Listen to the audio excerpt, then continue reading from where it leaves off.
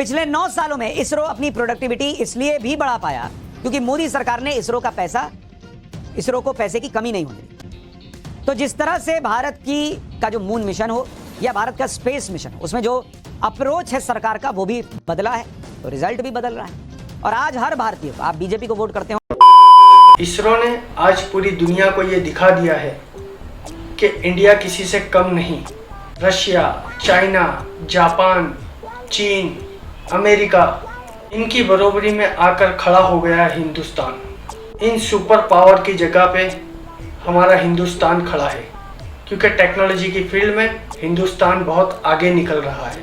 और ये श्रेय सिर्फ और सिर्फ हमारे वैज्ञानिकों को ही जाता है। पूरा हिंदुस्तान लैंडिंग के वक्त टीवी के सामने, मोबाइल के सामने नज़र गड़ाए हुए थे कि सफलतापूर्वक लैंडिंग हो जाए। और जैसे ही सफलतापूर्वक लैंडिंग हो गई, सारा हिंदुस्तान खुशियां मना रहा था। तब कुछ ऐसे गोदी एंकर राह देखकर बैठे थे, जैसे ही सफल परीक्षण हो तो 2014 से पहले का कंपेयर और 2014 के बाद का कंपेयर करना चालू कर दें। इस नाव के पत्रकार क्या कर रहे हैं आप खुद देख लीजिए।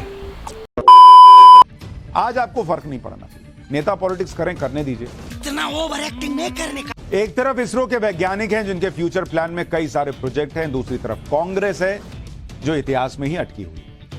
आप देखिए, आज भी चंद्रयान की सफलता पर कांग्रेस ने जो ट्वीट किया, उसमें नेहरू का जिक्र कई जगह पर। कांग्रेस की तरफ से यह ट्वीट किया गया कि चंद्रमा की सतह पर चंद्रयान 3 के सफलतापूर्वक उतरने पर इसरो समेत सभी देशवासियों को बधाई। वाह मोदी जी, वाह वाह। और अब क्या है, 2014 से पहले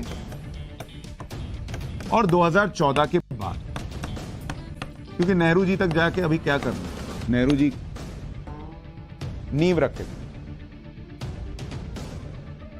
मिशन हर साल, एक साल में कितना मिशन लॉन्च होता था 2014 से पहले?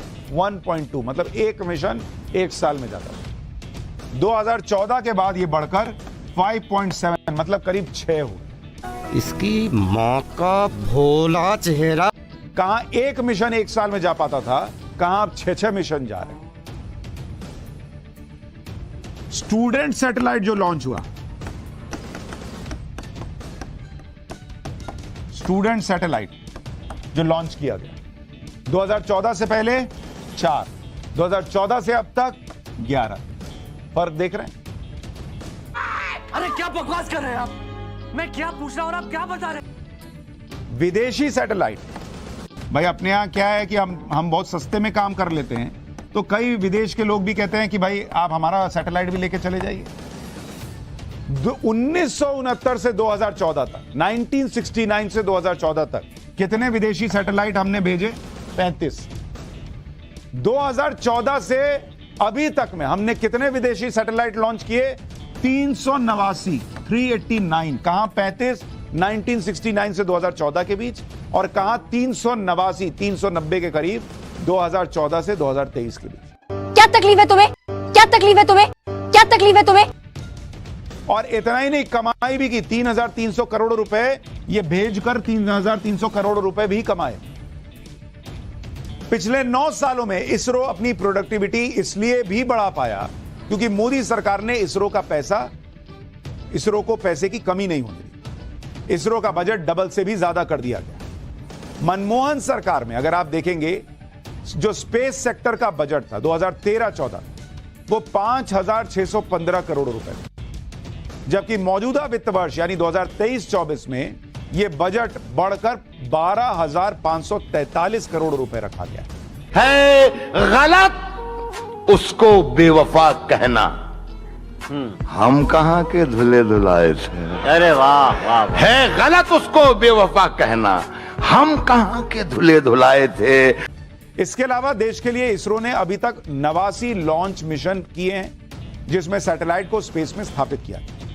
इन 89 मिशन में से आधे से ज्यादा मिशन तक मोदी सरकार 2014 से अब तक 9 साल में 47 मिशन लॉन्च किए। इन 9 सालों में कोविड काल भी शामिल था, यह याद रखिएगा, जब इसरो का कामकाज भी कोरोना की वजह से प्रभावित हुआ। मोदी सरकार ने इसरो में जो 47 मिशन लॉन्च किए उसमें 4 अलग अलग लॉन्च व्हीकल का इस्तेमाल किया। मनमोहन सरकार के 10 साल में इसरो ने 24 मिशन लॉन्च किए। तो जिस तरह से भारत का जो मून मिशन हो या भारत का स्पेस मिशन हो, उसमें जो अप्रोच है सरकार का वो भी बदला है, तो रिजल्ट भी बदल रहा है।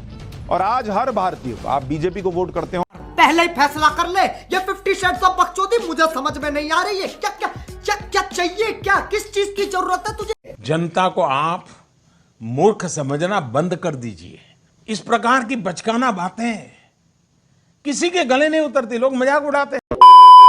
नरेंद्र मोदी का कंपेयर और मनमोहन सिंह का कंपेयर करके बताया जा रहा है कि इनके टाइम में इतना बजट था और मोदी के टाइम पे उतना बजट। दोनों का जो बजट वो हमारे इसरो के लिए काफ़ी नहीं। हमारे देश को और फंड बढ़ाना चाहिए इसरो के लिए।